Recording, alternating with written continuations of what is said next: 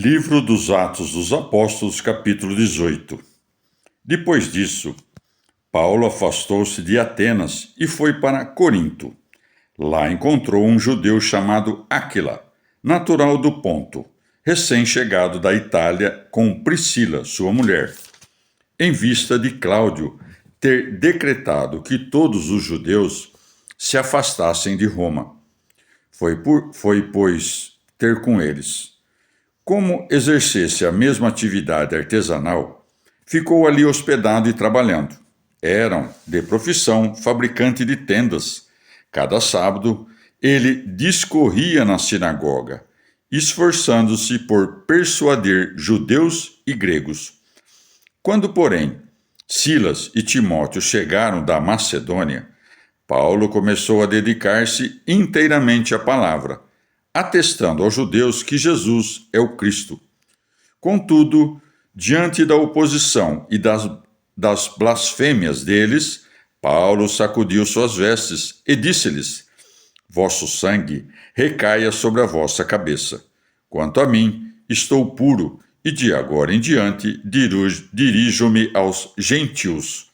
Então, retirando-se dali, dirigiu-se à casa de certo justo, adorador de Deus, cuja casa era contígua à sinagoga. Mas Crispo, o chefe da sinagoga, creu no Senhor com toda a sua casa. Também muitos dos coríntios, ouvindo a Paulo, abraçavam a fé e eram batizados. Uma noite disse o Senhor a Paulo em visão: Não temas, continua a falar e não te cales. Eu estou contigo, e ninguém porá a mão em ti para fazer-te mal, pois tenho um povo numeroso nessa cidade. Assim, residiu ali 1 ano e 6 meses, ensinando entre eles a palavra de Deus. Sendo Galião procônsul da Acaia, os judeus levantaram-se unicamente contra Paulo e conduziram-no ao tribunal, dizendo: Este indivíduo procura persuadir os outros a adorar a Deus de maneira contrária à lei. Paulo ia abrir a boca quando Galião retrucou os judeus: Se se tratasse de delito ou ato perverso, ó judeus, com razão eu vos atenderia. Mas, se são questões de palavras, de nomes e da vossa própria lei, tratai vós mesmos disso. Juiz dessas coisas eu não quero ser. E despediu-os do tribunal. Todos então se apoderaram de Sóstenes, o chefe da sinagoga, e o espancaram diante do tribunal, sem que Galião absolutamente interviesse. Paulo, porém, permaneceu ali ainda muitos dias. Depois despediu-se dos irmãos e embarcou para a Síria.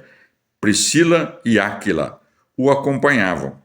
Ele havia cortado os cabelos em Cencreia por causa de uma promessa. Chegados a Éfeso, deixou os companheiros ali. Ele próprio dirigiu-se à sinagoga, onde se entreteve com os judeus. Estes lhe pediram que prolongasse a sua estada, mas Paulo não concordou. Despedindo-se deles, porém, disse: Virei ter convosco novamente, se Deus quiser. E de Éfeso ganhou o alto mar. Tendo desembarcado em Cesareia, subiu para saudar a igreja, descendo depois para Antioquia. Passado algum tempo, partiu de novo e percorreu sucessivamente a região da Galácia e da Frígia, confirmando todos os discípulos. Um judeu chamado Apolo, natural de Alexandria, havia chegado a Éfeso.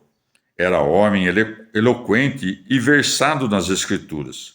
Fora instruído no caminho do Senhor e, no fervor do Espírito, falava e ensinava com exatidão o que se refere a Jesus, embora só conhecesse o batismo de João. Começou, pois, a falar com intrepidez na sinagoga.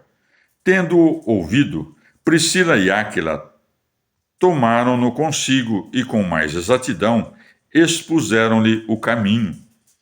Como ele quisesse partir para a Acaia, animaram-no os irmãos e escreveram aos discípulos para que o acolhessem.